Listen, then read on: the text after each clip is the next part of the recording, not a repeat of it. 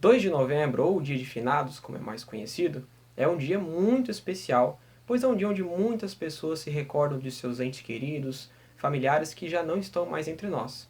Muitas pessoas chegam a viajar centenas de quilômetros só para chegar à cidade onde seus filhos, pais, netos, pessoas que gostavam muito estão enterradas. E talvez a maior esperança e conforto que essas pessoas têm é a ideia de que essas pessoas queridas que já não estão mais entre nós estão no céu. Mas e se eu disser para você que essas pessoas não estão no céu? É isso que nós vamos ver hoje.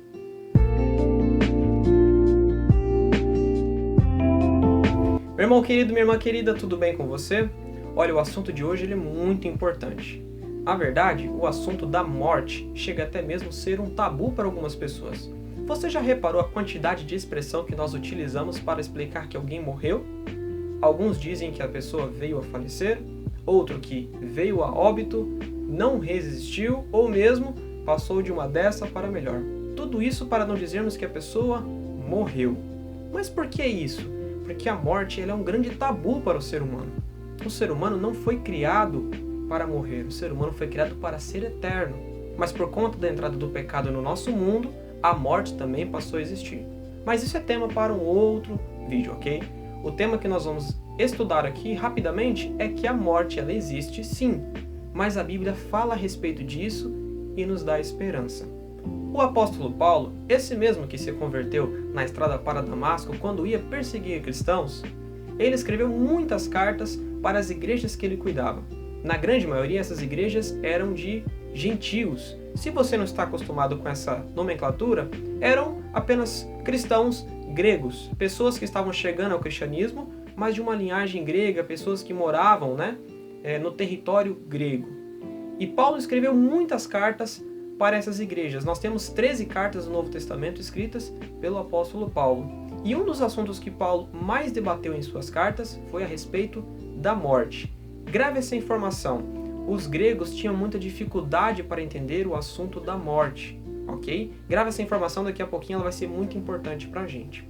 E uma dessas cartas onde Paulo vai mais explicar o assunto da morte é a primeira carta de Tessalonicenses, especialmente o capítulo 4. Então acompanhe aqui o texto que nós vamos projetar aqui na tela para você.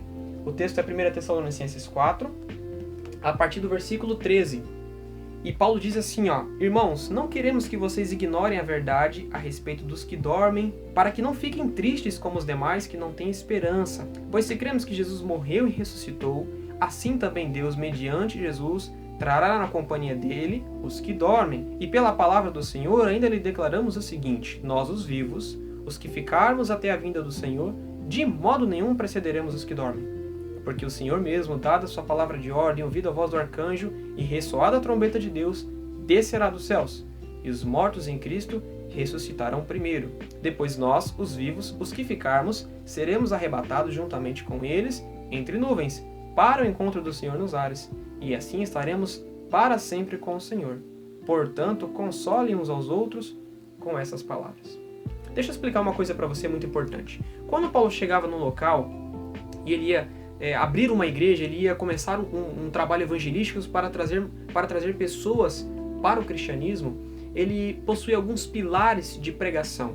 São os pilares da fé cristã, que Jesus é Deus, que Jesus veio morrer por nós, que a palavra de Deus é o alicerce de tudo isso, a volta de Jesus e também a respeito da morte. Esse era um dos pontos que Paulo passava, era um dos alicerces que ele pregava para que a fé cristã fosse construída sobre estes alicerces, ok? Eram fundamentos da fé cristã. E a igreja de Tessalonicenses estava indo muito bem. Paulo não chega a colocar nada que desabonasse a pregação do evangelho que eles estavam fazendo, ou mesmo a vivência do evangelho que eles estavam tendo. Mas em um ponto central da fé cristã, eles não estavam entendendo, que era o ponto da morte. Deixa eu explicar para você. Lembra que eu te disse que os gregos tinham dificuldade de entender a morte? Tessalônica era uma cidade grega, ok? Os gregos tinham algumas ideias sobre a morte. Eles acreditavam em reencarnação, isso mesmo, essa ideia de que as pessoas morrem, elas voltam numa outra vida e continuam, e assim vai sempre num processo evolutivo de reencarnações. Muitos acreditavam nisso. Eles acreditavam na vida após a morte, e aí então eles se dividiam entre Campos Elíseos, que seria uma espécie de paraíso, e o Tártaros, que seria uma espécie de inferno onde as pessoas queimariam. Era uma das mentalidades gregas também. E alguns também criam que não existia nada, ou seja, a pessoa morreu, acabou, não havia esperança alguma. No caso de Tessalonicenses, parecia ser essa a filosofia que tomava conta da igreja naquele momento. E é por isso que Paulo envia essa carta até lá, para mostrar para eles que após a morte, sim, há esperança. Mas calma lá um pouquinho. Não é essa a esperança que nós estamos acostumados a ouvir, e que eu até comentei para você no começo do vídeo, que as pessoas ou vão para o céu, ou mesmo vão para o inferno. Não. A esperança que Paulo traz para aqueles que morreram é a ressurreição. Sim, na Bíblia, a resposta para a morte é a ressurreição. E isso é muito interessante. Muitas pessoas pensam que aqueles que morrem vão para o céu, para o inferno, ou mesmo para o lugar intermediário. Não, a Bíblia compara aqueles que morreram como aqueles que estão dormindo. Quer ver uma coisa muito interessante? Em João 11, Jesus fala que Lázaro estava dormindo. E até os discípulos não entendem ali, falam, mas Senhor, se ele está dormindo, ele estará salvo. E aí João ele chega a colocar um comentário no meio desse diálogo, ele diz assim, os discípulos achavam que eles estavam falando do sono do repouso, mas Jesus falava da morte.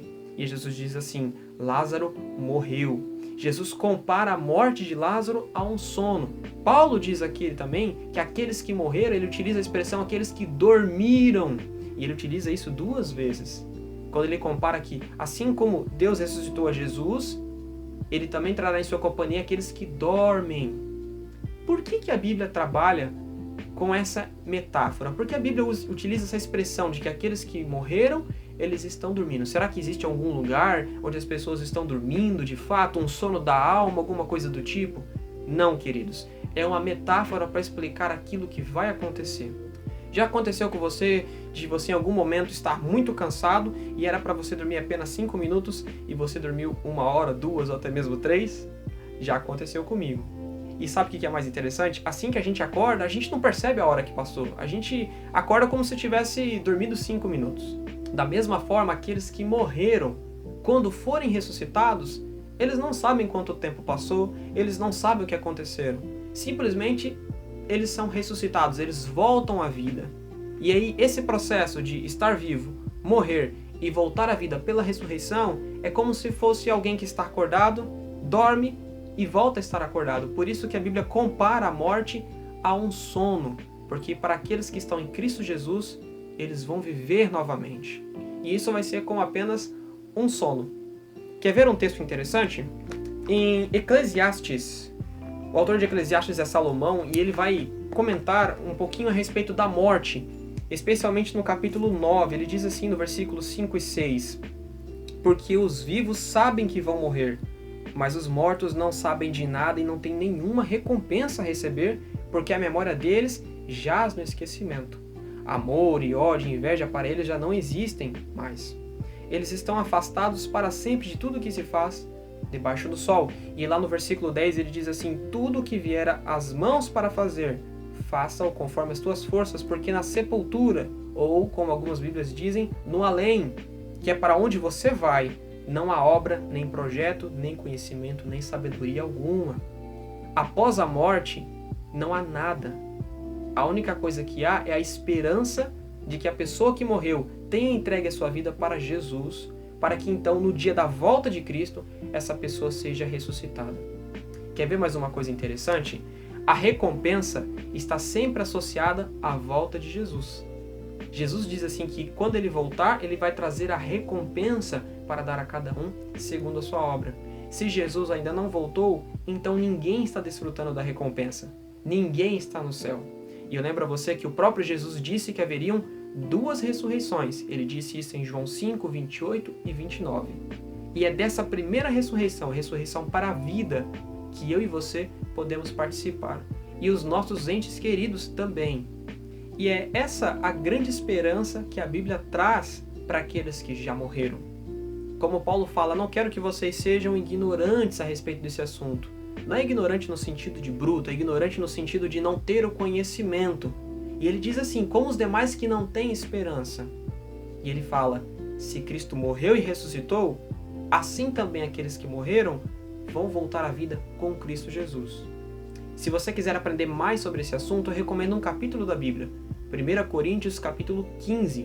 Esse capítulo inteiro é uma defesa da ressurreição. E o ponto é tão forte que Paulo chega a dizer assim, a partir do versículo 12 do capítulo 15, ele constrói um argumento, e o ponto final desse argumento é que se os mortos não ressuscitam, então Cristo não ressuscitou. E se Cristo não ressuscitou, vã é a nossa fé. E no finalzinho ele vai dizer assim que nós somos os mais infelizes de todos os homens. Queridos, essa é a mensagem que a Bíblia tem para nós.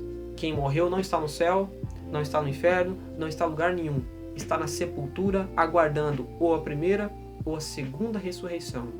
E o que nós podemos fazer nesse momento é apenas torcer que a pessoa tenha aceitado a Cristo Jesus e entregar a nossa vida para o Senhor Jesus, para que um dia, sim, estejamos todos unidos no céu. Eu espero que você tenha gostado desse vídeo, que Deus abençoe a sua vida e não se esqueça, deixe a palavra falar. Deus abençoe você.